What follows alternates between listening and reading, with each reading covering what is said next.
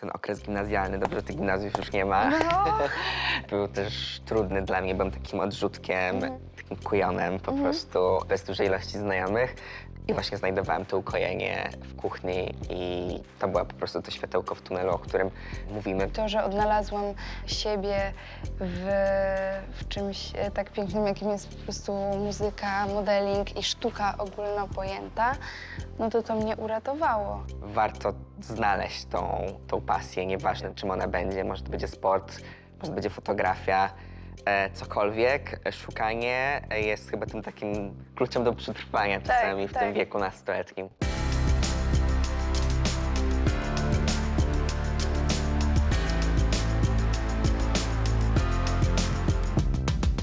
Chodzą słuchy, że gotowanie jest jak miłość. Należy do niego podejść bez opamiętania bądź wcale. Jestem Sofia Konecka-Meneskal, zajmuję się modelingiem i muzyką. A ja jestem Michał Korkosz, w sieci znany jako Rozkoszny. Zajmuję się przepisami i uszczęśliwianiem innych w zasadzie. Tak, zgadza się, uszczęśliwiasz, to na pewno. Słuchaj, no bo jesteśmy młodymi ludźmi, którzy realizują swoje pasje w tak młodym wieku. Czy mamy jakieś w ogóle rady dla młodych ludzi tak naprawdę? No bo to nie jest takie łatwe, żeby znaleźć to coś, co się kocha. Masz zupełnie rację. Mi się wydaje, że ja byłem ogromnym szczęściarzem, że w takim młodym wieku znalazłem to, co kocham i to, co dawało mi ukojenie, bo każdy przeżył ten wiek nastoletni, wie, że to jest chyba najtrudniejszy okres w życiu, taki, w którym te emocje są ogromne i nie zawsze znajdujemy ukojenie w otaczającym nas świecie, czy w przyjaciołach, czy w rodzinie. I ta pasja potrafi być takim właśnie miejscem i takim sposobem na znajdowanie tego spokoju. No i więc byłem ogromnym szczęściarzem, że znalazłem tę pasję w gotowaniu. Dla mnie kuchnia była jak takie trochę sanktuarium, trochę gotowanie było jak modlitwa trochę. A jak znaleźć tą pasję? Kurczę, to jest w ogóle bardzo trudne pytanie i ja szczerze nie wiem, czy miałbym taką jasną odpowiedź dla innych. Oczywiście próbowanie różnych rzeczy to jest na pewno jakiś sposób. Czyli wiesz, tutaj możesz trochę pogotować, tutaj możesz oglądać filmy, tu możesz uprawiać sport i próbowanie się w różnych dziedzinach może będzie tym właśnie sposobem na odnalezienie własnej pasji. No bo u mnie to było po prostu spowodowane tym, że ja zawsze kochałem jeść i chciałem tych wszystkich rzeczy spróbować, które widziałem w telewizji. No i tak zaczęła moja przygoda z gotowaniem. Jak poczułem, że to mi dobrze idzie, że te moje potrawy sprawiają przyjemność moim bliskim, to czułem z tego satysfakcję. No i taki był początek. A jaki był w zasadzie twój początek? Ojeju, ale w ogóle super historia. Ja nie wiedziałam, że tak zaczynałeś.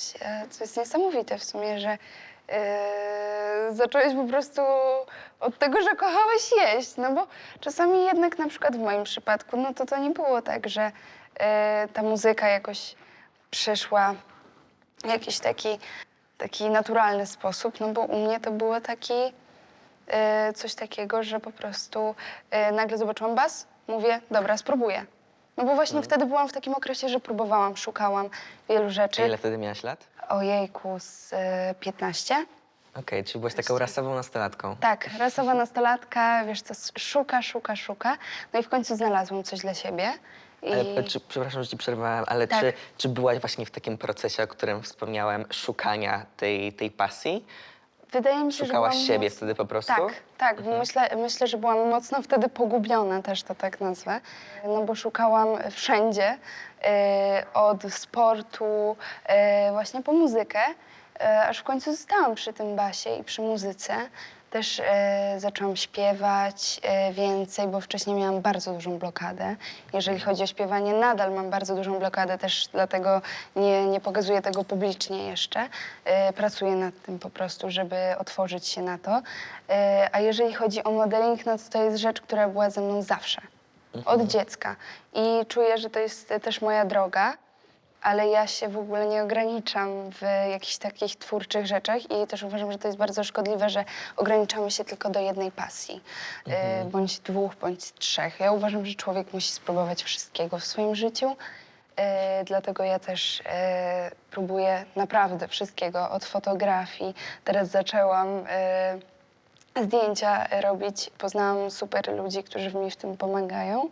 Po muzykę, po sztukę, po malowanie i naprawdę nie warto się moim zdaniem ograniczać. No tak, bo pasja ma różne oblicza. Tak. Moją pasją przede wszystkim jest gotowanie, ale też mam inne, więc trochę podsumowując, to próbowanie tych różnych dziedzin jest kluczem do sukcesu i w sumie też zachęcanie. Ja tak miałem z moimi przyjaciółmi, tak jak wspomniałem, wcześniej znalazłem to, co kocham najbardziej i widziałem, jak moi znajomi nie mają tego czegoś, czym zajmowaliby się po szkole. Ja trochę ich tam stymulowałem, pytałem, a może będą gotować, a może pójdziemy na, nie wiem, karate. I tak trochę ich stymulowałem i fajnie, jeśli widzicie kogoś, kto jest taki zagubiony wokół ciebie, to fajnie go tak właśnie wystymulować i pomagać mu w znalezieniu tej pasji. Nieważne, czy się jest rodzicem, czy tylko znajomym, czy przyjacielem. Ale masz rację, bo ja uważam, że w ogóle jakby ludzie mają ogromną wiedzę i ważne właśnie w tym poszukiwaniu jest też szukanie odpowiednich ludzi, którzy odpowiednio cię naprowadzą na tą drogę, bo też można spotkać, wiadomo, ludzi, którzy niekoniecznie nam pomogą w tym znalezieniu siebie, ale też są niesamowici ludzie, którzy po prostu popchną cię dalej. I po prostu dadzą ci taką motywację do tego, bo też warto otaczać się ludźmi, którzy są mądrzejsi od nas po prostu, którzy mają więcej doświadczenia i po prostu chłonąć to jak gąbka. A miałaś taką osobę w swoim życiu? Ja się w ogóle staram otaczać takimi ludźmi, którzy mają naprawdę wiedzę i mają doświadczenie. Przede wszystkim cała moja przygoda z gitarą basową zaczęła się od tego, że miałam kolegę, który grał na tym basie jak opętany. On był niesamowity, nadal jest niesamowity. Teraz zmienił w ogóle na dziedzinę. No, on w ogóle jest multi-instrumentalistą i teraz gra na pianinie w zespole jazzowym. Pozdrawiam Bruna. No i Bruno grał na basie. I mnie to bardzo zainspirowało. No, powiedziałabym, że od tego się zaczęła gra na basie.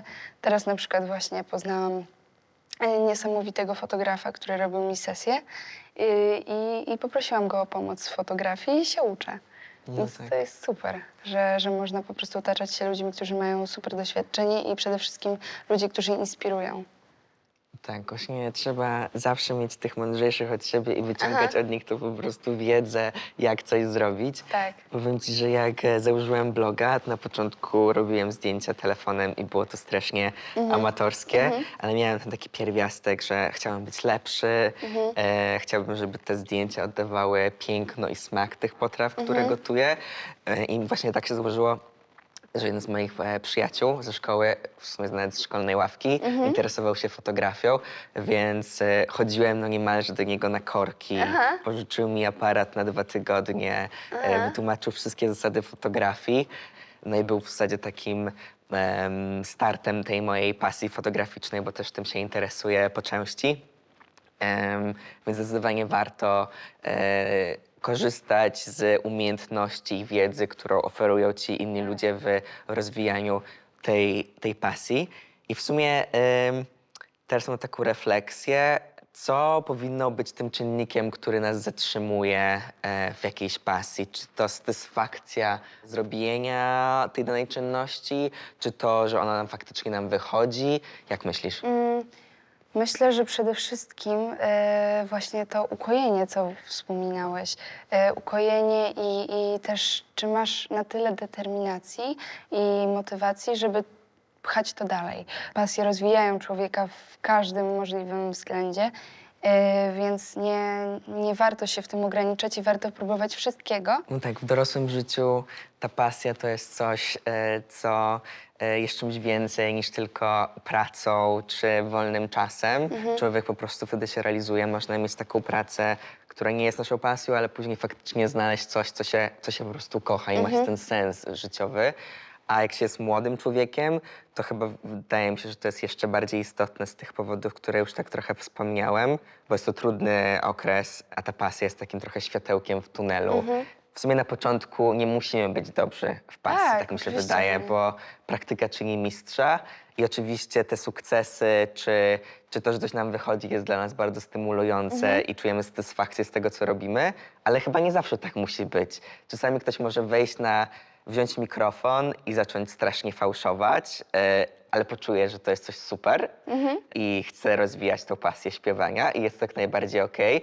No i oczywiście po jakimś tam czasie będzie śpiewać znacznie lepiej. Albo z gotowaniem też może tak być. Wchodzi do kuchni, robi ktoś okropny bałagan. W sumie gotuje średnie danie, ale wchodzi do tej jadalni z takim bananem na twarzy No. i rodzi się ta pasja. I to jest fajne, bo to po prostu tobie ma sprawiać przyjemność i to też finalnie nie musi zamieniać się przecież w pracę. Oczywiście my jesteśmy przykładami osób, które były na tyle zdeterminowane, że przekuły tą pasję w sukces zawodowy, ale tak nie musi być. Pasja może być tylko dodatkiem do naszej codzienności i jest to równie wspaniałe. I to nawet chyba może, tak mi się wydaje, mam takie refleksje, że to jest chyba nawet jeszcze wspanialsze niż traktowanie pasji jako pracy, no bo to jest już takie czysta przyjemność, prawda? A nie jest to praca, bo czasami to trudno to odseparować, co jest przyjemnością, co jest pasją, co jest Tak. pracą. Tak, zwłaszcza na przykład ja po sobie widzę, że jest mi bardzo ciężko odseparować swoje życie prywatne od swojej pasji, bo ja tak naprawdę cały czas mam ten proces myślowy, który tam później prowadzi do tego, że na przykład, nie wiem, jakaś piosenka wyjdzie albo coś mnie zainspirowało i to cały czas się dzieje, nie? I ciężko jest czasami właśnie odseparować swoją pasję od pracy. Słuchaj, co jest takiego fajnego w gotowaniu? Bo ja wiesz co, ja nie jestem w tym doświadczona i jestem bardzo ciekawa. Kurczę, to jest pytanie rzeka. Ja tutaj mogę Gadać, godzinę opowiadać, co wiem. jest fajnego w gotowaniu. Wszystko. Wszystko. Zaczynając od tego, że sam proces gotowania jest kojący. Szczególnie jak już się wie, co się robi. Jeśli ktoś nie ma doświadczenia, to można gotować po prostu z przepisów, oddać swoje życie w czyjeś ręce, bo tym jest przepis, to jest wskazówka, co mamy zrobić krok po kroku. I nie bez powodu jak wybucha pandemia i wszyscy byliśmy zamknięci w domu, tak wiele osób zwróciło się ku własnym kuchniom, zaczęli robić chleby, focaccie, chlebki bananowe i odnajdywać w tym spokój. To była taka trochę kuchenna terapia. I dla mnie tym właśnie jest gotowanie. I też jak wiele moich czytelników mówi mi, że lubią gotować moje przepisy, odpalając sobie jakiś podcast czy słuchając muzyki, bo to dla nich jest bardzo uspokajające po całym dniu pracy. Więc to jest jeden powód. Mamy kontrolę nad tym, co robimy i jest to dla nas po prostu takie trochę otulające, jak wełniany kocyk. Po drugie, możemy gotować coś absolutnie pysznego, rozpieścić samych siebie, a co chyba jeszcze ważniejsze, rozpieścić innych i dać innym tą przyjemność. Dla mnie tą tytułową rozkosz. I to jest coś chyba, co było dla mnie największym motorem w rozwoju tej mojej kulinarnej pasji. To, że widziałem, jaką przyjemność sprawiam moim bliskim. Widziałem, że po prostu oczy się świecą z tej rozkoszy i że są tacy zadowoleni, że ja nawet nie byłem nastolatkiem jeszcze wtedy, tylko jeszcze dzieckiem. Zrobiłem coś takiego fajnego i zaserwowałem im to danie. I to cały czas kontynuuję, nawet jak wiesz, zapraszam znajomych na kolację, czy zanoszę rzeczy sąsiadom i oni się strasznie cieszą z tych małych prezentów, którym są te posiłki, ciasta, cokolwiek. I to mnie po prostu cieszy. Nie wiem, czy to jest mój po prostu charakter, ale ja po prostu bardzo lubię uszczęśliwiać innych. I to jest chyba jakieś takie clue mojego życia. I co jeszcze? Co jest fajnego w gotowaniu? Też ta kontrola trochę nad tym, co jemy. Możemy czuć się świetnie, jedząc te wszystkie wspaniałe, zdrowe potrawy pełne warzyw. No i są oczywiście pyszne. Ale niesamowite jest, powiem ci, jak patrzeć na ciebie, jak opowiadasz o swojej pasji. Ja uwielbiam patrzeć na ludzi, którzy mają właśnie taką miłość do swojej pasji i to widać ten błysk w oku. To jest niesamowite i piękne. Dla ciebie nawet jak koncertujesz, prawda, i widzisz, Tak. jak ludzie słuchają twojej muzyki, przeżywają ją. w jakie stany wchodzą, a to jesteś tylko ty i to jest twój śpiew, gitara, twój zespół, twoja muzyka, więc dla ciebie to jest chleb powszedni, a widzisz, ile przyjemności to innym daje. Tak. No i dla mnie to też już, wiesz, jak gotuję dla innych, to jest jedno, a teraz jak widzę taką masową przyjemność sprawiam ludziom, że na przykład, o mój Boże, ktoś podszedł do mnie na imprezie, że zrobiłam kolację z tych twoich przepisów dziewczynie, z którą randkowałam i teraz ona jest, no, jesteśmy razem już kilka lat i w ogóle... O Boże, jest, no i naprawdę? takie historie wspaniałe. Ja tak sobie myślę, kurczę, i to są tylko przepisy, a jakie to jest ważna część ludzkich żyć. Tak. Mega mnie to uszczęśliwia. Ale to jest niesamowite, słuchaj, że masz taki wpływ po prostu. I że rzeczywiście na przykład, no właśnie ta historia mnie bardzo uświadomiła w tym, że widzę, że to naprawdę jest coś takiego dużego, no bo masz niby, wiesz co, to jest niby tylko przepis, ale tak naprawdę to jest część życia wielu osób i to jest niesamowite. To jest nawet nie część życia wielu osób, tylko tak naprawdę część życia każdego z nas, bo każdy z nas musi jeść, prawda? No tak jest. I oczywiście to zależy od każdego, jak bardzo jest zadedykowany temu Tak. jedzeniu, ile temu czasu poświęca, ile myśli, ale no każdy musi. Też tak naprawdę ja nie ufam nikomu, kto mówi, że nie lubi jeść, bo uważam, że to nie jest prawda. Tylko to są takie puste stwierdzenia. Pomówienie. No bo każdy ma coś, co lubi jeść. Tak. Nawet jeśli to są 3 rzeczy na krzyż, tutaj w ogóle fun fact. Mój starszy brat jest moim absolutnym przeciwieństwem i nie lubi jeść. Nie jest absolutnie smakoszem, nie lubi rzeczy żadnych próbować. Też Wow. zwyczajnie nie je większości rzeczy, które ja gotuję, bo są dla niego zbyt fikuśne, eksperymentalne.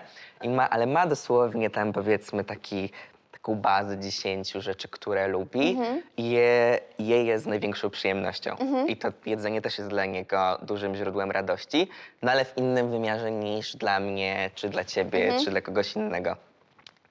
No więc to jedzenie odgrywa rolę też taką społeczną. Wiesz, często, nie wiem, spotykasz się z osobą ci bliską właśnie na kolację, żeby coś przygadać, to jedzenie jest powodem tylko do spotkania. Ile osób zaręczyło się przy różnych kolacjach, czy, no wiesz, samo wesele przecież jest posiłkiem, prawda? tak. Wigilia też jest posiłkiem. To jedzenie cały czas towarzyszy nam w naszym życiu, przy tych takich codziennych sytuacjach, ale też takich odświętnych, więc wydaje mi się, że to jest no, jedna z najważniejszych rzeczy w naszym Wow, życiu. ale powiem ci, że ja mam w ogóle zupełnie inne podejście do jedzenia. Dajesz. Jak teraz słucham ciebie, no to rzeczywiście zdałam sobie sprawę, że jedzenie jest bardzo dużą częścią naszego życia, ogromną wręcz. No bez jedzenia to byśmy nie żyli, no ale z drugiej strony ja patrzę na siebie. Wiesz co, dla mnie jedzenie nie odgrywa praktycznie żadnej roli. Ja tylko jem, żeby przeżyć. To jest coś takiego, że ja, czasami pozwolę sobie na coś lepszego, na coś smacznego, co mi rzeczywiście smakuje, ale tak to nie mam do tego jakiegoś takiego podejścia, że rzeczywiście mnie to jakoś super uszczęśliwia. Nie wiem, czy ja jestem jakaś... A co z tą carbonarą, o której kiedyś mi mówiłaś? No, to mnie uszczęśliwia. No widzisz? No, ale to prawda, wiesz co? Makaron w każdej formie mnie uszczęśliwia. Oczywiście bez ryb, nienawidzę ryb. To jest coś takiego, że ja nie mogę po prostu, jak czuję zapach ryby, od razu mi jest niedobrze, ale makaron to jest Kochana, coś, to co jak ty kocham. przeżyłaś w Masterchefie? Kochany, kochany. Słuchaj, to był dla mnie ciężki dzień, pełen po prostu przełamywania barier, więc nie, ale naprawdę.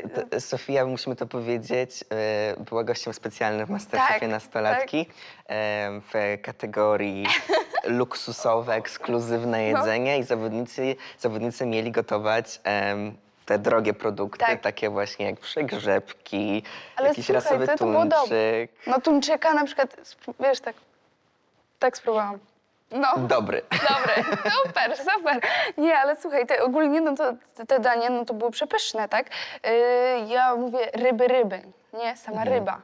Bo owoce morza spoko, lubię, ale ryby jakoś mam jakieś takie, nie wiem, odrzucają mnie. No ale tak, ale carbonarę lubisz. Tak, uwielbiam ser. Ser przede wszystkim. Widzisz, ja cię tak będę wypytywać. Zaczęłaś od stwierdzenia, jedzenie lubię. nie sprawia mi przyjemności, ale tutaj ciągnąć się za język i mówisz tak, kocham carbonarę, lubię makaron, kocham ser. I ja jak wiesz, będziemy kontynuować tę konwersację i tu byś mówiła mi coraz więcej. Wszystko. Znajdziesz moje ulubione produkty. No ale to jest coś takiego, że ja po prostu nie przykładam wagi do tego jedzenia i po prostu też ze względu stricte tak czasu.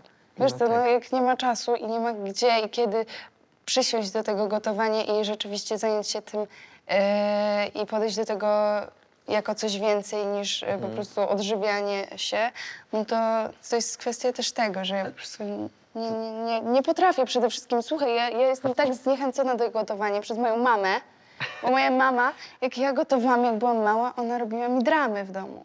Bo ja wiesz, ja mam ADHD i ja rozpierdzielam wszystko wszędzie, przecież wszystko to jest chaos, jeden Ja wielki też chaos. robię chaos. No. Ale tutaj apel. Ja też na początku robiłem wielki bałagan i to jest jak najbardziej okej. Oczywiście w gotowaniu ten porządek jest bardzo ważny, ale na początku no, liczy się po prostu ten finalny smak, żeby tą potrawę ugotować. Ten bałagan niech zejdzie na drugi plan, posprząta się później, prawda? Nie zniechęcajmy ludzi do gotowania, no bo te początki Tak, nie to muszą być prawda. idealne, tak jak mówiliśmy. Niech będzie po prostu bałagan, niech talerz będzie trochę ubrudzony, ale niech to danie po prostu sprawi wszystkim przyjemność. Ale też trochę to, co właśnie powiedziałaś, że jesteś w takim etapie życia, że jesteś bardzo zajęta, dużo się dzieje, więc w ogóle nie myślisz o gotowaniu, ale mogłabyś, żebyś sobie właśnie znaleźć trochę ten taki balans w ciągu dnia, żeby zatrzymać się, wrócić albo czy to przed koncertem, czy po jakimś takim nagraniu jak teraz i zrobić sobie jakiś posiłek i może twojemu jakiejś bliskiej osobie, przyjacielowi, przyjaciółce, dla samej siebie. Po prostu zaopiekować się, zatrzymać w tym biegu, w którym wszyscy żyjemy. Myślę, że wyjdzie ci to na dobre. Wiesz co, spróbuję z twojego przepisu. Wierzę w ciebie. Tak, postaram się. Nie, naprawdę.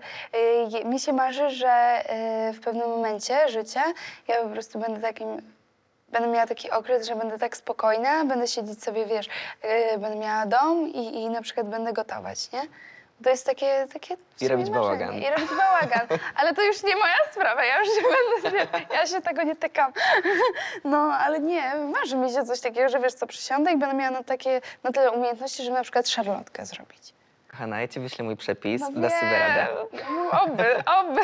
Albo przyjdziesz na masterclass i nauczę cię robić szarlotkę. Kurde, no dobra, I będzie przekonałeś I będzie mnie. to twoje popisowe danie.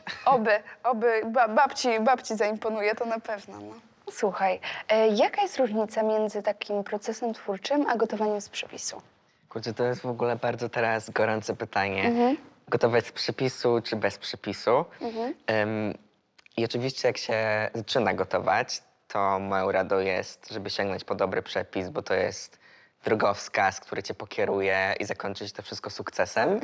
Więc na pewno na początku lepiej gotować z przepisów. Ale później chyba nie ma nic bardziej satysfakcjonującego, jak się eksperymentuje i tworzy własne dzieła, bo wtedy w jakimś stopniu zamienia się to w jakąś taką sztukę, tak? Tworzyć jakieś dzieło na talerzu. Ja pamiętam, jak zacząłem tworzyć te własne potrawy jako nastolatek, to byłem po prostu z siebie niesamowicie dumny. Czułem, że po prostu mógłbym oddać ten talerz do Louvru.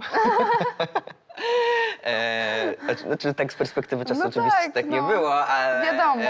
tak udawało mi to satysfakcję ogromną. Teraz oczywiście gotuję, cały czas eksperymentuję, bo taka jest moja praca, ale w formie odpoczynku. Ja po prostu lubię sięgać po książki kucharskie moich ulubionych autorów i oddawać się w ich ręce. Bo czuję się tutaj taki zaopiekowany, bezpieczny, robię coś fajnego i to jest taki dla mnie jakiś moment ukojenia i tutaj stawiam kreskę, że to nie jest moja praca, tylko właśnie jakaś taka forma odpoczynku, też w gotowaniu, no bo jednak jest to całe moje życie. Ojejku, to jest... Jest to absolutnie wspaniałe, więc na początku wszystkich zachęcam do gotowania z przepisów, zyskania jakichś takich podstaw, zrozumienie co i dlaczego, a dopiero później eksperymentowanie.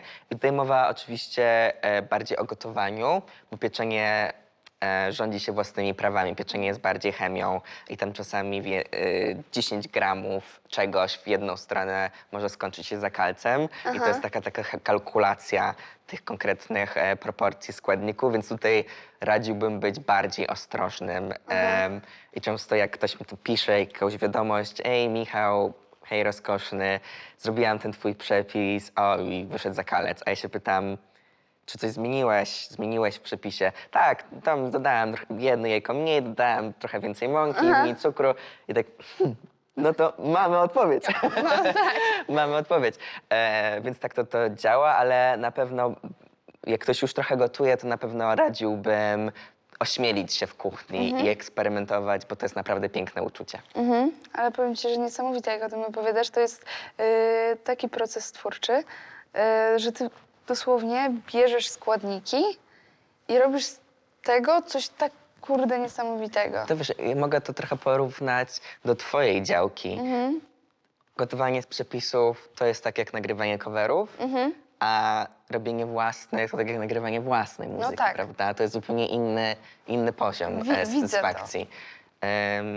I w sumie chyba w tym wieku nastoletnim, kiedy człowiek ma taką silną potrzebę ekspresji tego, kim jest, no, każdy z nas eksperymentował ze stylem ubioru, z różnymi rzeczami, to ten talerz też jest jakąś chyba taką formą upustu tego, kim się jest, bardzo fajną i bezpieczną, bo nikt nas tam nie będzie oceniać jakoś bardzo, więc myślę, że to jest naprawdę bardzo satysfakcjonujące. I też to po części widziałem w uczestnikach MasterChefa, że część z nich miała taki charakterystyczny dla siebie styl, który reprezentował ich charaktery. Jeden z zawodników był właśnie taki bardzo pewny siebie, charyzmatyczny, czarujący, używał dużo owoców w gotowaniu. Mówisz o Antku. Antku. I to w ogóle bardzo pasowało do jego, Antek super. do tego, kim jest, że tam, nie wiem, kary z jabłkiem, jakiś szalony pomysł, który zachwycił jurorów. No i każdy tam oczywiście był zupełnie inny, więc trochę inaczej gotowywał, miał jakieś inny sznyt w tych przepisach. Ja myślę, że jak wszyscy oglądną MasterChefa od pierwszego odcinka do ostatniego, to po prostu wyłapią te ich style gotowania, nawet nie próbując tych dań. Ale też inni zawodnicy też mieli takie swoje rzeczy, albo byli zadedykowani klasyce, klasyka, ale w takim, wiesz, takim lśniącym wydaniu. Ktoś właśnie używał dużo przypraw orientalnych i chili, więc te potrawy były na takim, przy tym ostrym krańcu, który nie do końca zawsze pasował Michelowi, bo on nie lubi ostrego. No więc każdy tam się wyróżniał w jakimś stopniu. No i myślę, że to po prostu też jest piękne. Też pokazuje cały wachlarz tego, kim mogą być ludzie poprzez gotowanie. Zresztą taki francuski pisarz Antoine Savarin powiedział kiedyś, jesteś tym, co jesz. I ja mogę to po prostu parafrazować, jesteś tym, co gotujesz. Wspomnieliśmy o Antku, który ma już taki wyrazisty styl gotowania, dodaje te owoce, wszystko jest takie słodko-kwaśne, ale też trzeba wiedzieć, że Antek był najstarszy z nich wszystkich. Miał ten był przy tej granicy, miał 17 lat, a program jest dla zawodników od 13 do 17. Wiadomo, że przy tej 13 to wtedy to jest ten początek wieku takiego nastoletniego. Wtedy właśnie szukamy siebie, więc część z zawodników zdecydowanie była jeszcze w tym procesie. I co mi się wydaje interesujące, w sumie fajne, że pomimo tego, że byli w tym programie, mieli zajawkę na gotowanie, to większość z nich tak naprawdę nie wie jeszcze, czy oni będą zajmować się gotowaniem w przyszłości. I to wydaje mi się, że to jest absolutnie super i trochę wracam do tego, co mówiliśmy wcześniej, że fajnie jest próbować różnych rzeczy w życiu i zobaczyć, czy tam to pasuje, czy nie, albo w ogóle jest to jedna z naszych pasji. Była zawodniczka jedna, która jest taką trochę dziewczyną renesansu i oprócz tego, że gotuje, to pomaga szyć mamie. Chyba pamiętam. rozmawiałyście o tym. To była Maja? Majka. Maja, Tak. no. Majka. Więc to w ogóle jest super, że oni szukają siebie w tych różnych swoich pasjach. No i gotowanie jest jedną z nich. jest to jak najbardziej okej, no bo też mówmy się, to gotowanie to tak naprawdę w takim tradycyjnym wydaniu w restauracji to jest dość ciężki kawałek chleba i trzeba być naprawdę zdeterminowanym, żeby pójść i gotować w restauracji. Na szczęście część z nich pewnie odnajdzie się w tym świecie medialnym, będą blogować, inspirować innych. Ale może też będą zajmować się innymi rzeczami. Może będzie projektantką mody na Majka, przykład. czy kimś innym. Myślę, że to jest absolutnie super. Ale powiedz, jak byłaś w programie i obserwowałaś ich i rozmawiałaś z nimi na temat ich pasji, to coś takiego wyłapałaś, jakiś taki element wspólny? Widać, że te osoby po prostu mają determinację w tym, że są tu nie bez powodu, to na pewno, i próbują swoich sił po prostu. Wiadomo, że to jest coś pewnie, no nie zajmują się tym całe życie, ale są niesamowicie zdeterminowane i w sumie pewne siebie. I to jest taki element wspólny, że jest ta pewność siebie, a to jest w sumie najważniejsze. I to chyba też to jest to, co chciałam właśnie powiedzieć, że mnie zaskoczyło to, że oni w sumie bardzo dobrze odnajdowali się emocjonalnie. W sensie ja się trochę spodziewałem, że jednak wiek nastoletni to jest taki, że buzują nam te hormony. No przynajmniej mnie łatwo momentami było złamać. A oni mieli twardą skórę. Nie wiem, czy to była gra, czy to zakładali maskę, ale naprawdę to były dość silne osobowości. Świetnie sobie radzili z tymi emocjami. Oczywiście był płacz, były łzy, ale dobrze sobie radzili z krytyką. Brali ją do siebie. No, czasami nawet trochę wchodzili w polemikę z jurorami, co było zabawne. Ale dobrze ją przyjmowali. To jest I najważniejsze. to jest chyba też w ogóle super o nich świadczy, że był ten element odpadania bardzo smutny.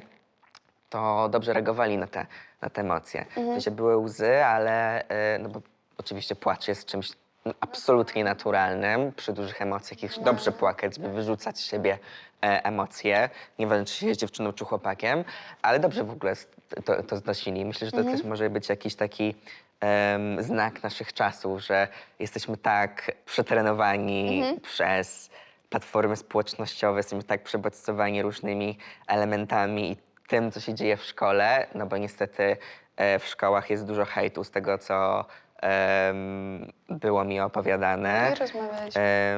Jedna z dziewczyn właśnie powiedziała mi, że ona się najbardziej boi w tym programie tego, że jak wróci, to się będą z niej śmiali. No. Że właśnie okazała słabość, że odpadła, jak ja ci jej mówię, dziewczyno, trafiłaś do 14 Tak. najlepiej gotujących nastolatków w Polsce. To jest już ogromny sukces. I jak ktokolwiek będzie kiedykolwiek cię krytykować, to po prostu zadzwoń do mnie. Ja tylko przyjadę Tak. i będę po prostu starszym kolegą, który po prostu powie tej osobie, weź się ogarnij, jakieś takie hejtowanie. Co w ogóle o tobie to świadczy? No ale to niektórzy po prostu nie zdają sobie sprawy, że to jest bardzo krzywdzące i próbują po prostu dać upust swoim emocjom na innych i to jest straszne. I to jest praktyka stosowana praktycznie w każdej szkole w Polsce i o dziwo powiem ci, że nie tylko przez uczniów.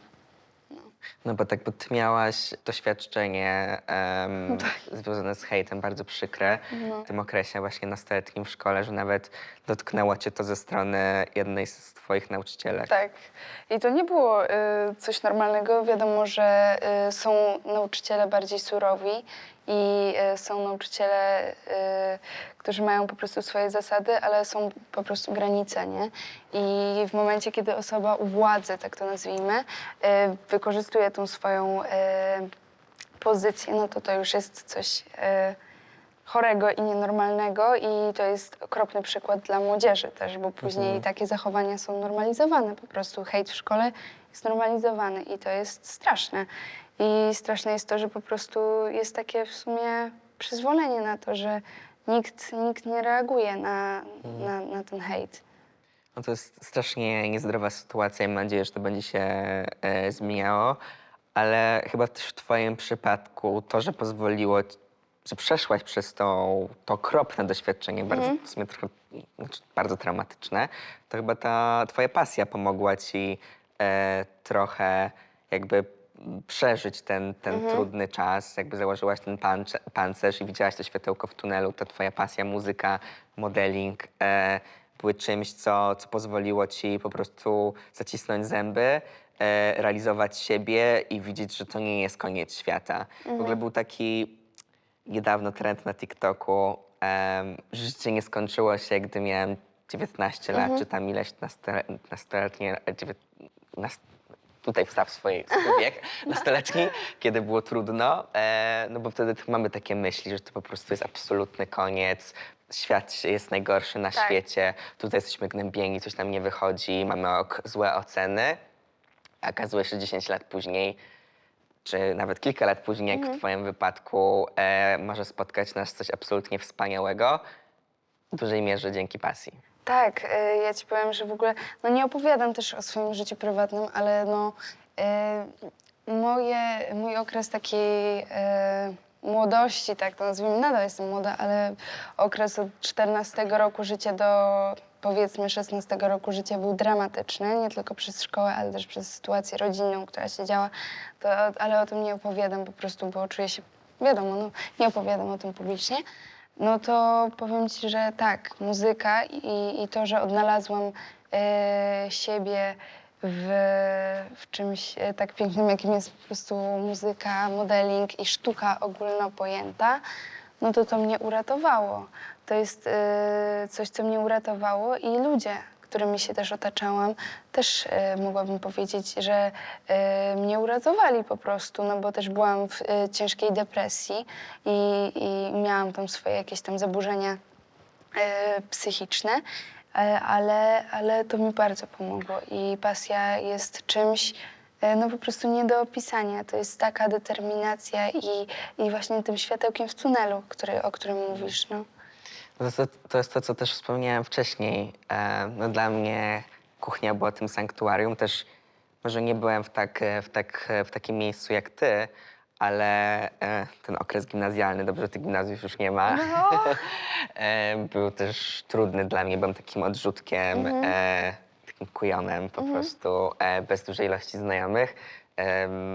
I właśnie znajdowałem to ukojenie w kuchni i to była po prostu to światełko w tunelu, o którym mówimy, więc warto znaleźć tą pasję, nieważne czym ona będzie, może to będzie sport, może to będzie fotografia, cokolwiek. Szukanie jest chyba tym takim kluczem do przetrwania czasami w tym tak. wieku nastoletnim. Moja rada jest w sumie taka, nie bójcie się próbować. Mamy prawo do popełniania błędów w tym wieku i po prostu szukajcie tego, co chcecie robić w życiu. Tak, to jest wiek szukania, kim się tak naprawdę jest i eksperymentowania, więc nie miejcie tutaj żadnych limitów w szukaniu pasji, ubierania się jak chcecie, spotykania się z kim chcecie.